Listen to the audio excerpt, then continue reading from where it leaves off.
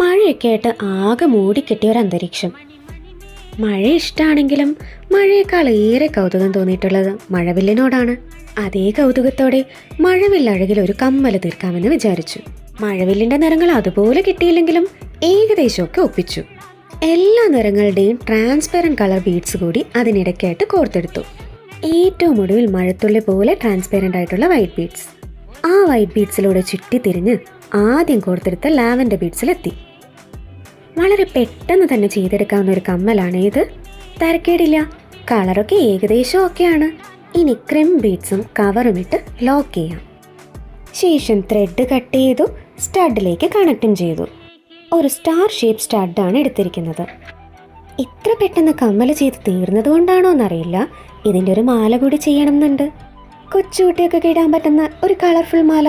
അപ്പോൾ മാല വേണോ വേണ്ടയോ എന്ന് കമൻറ്റിൽ പറയണേ.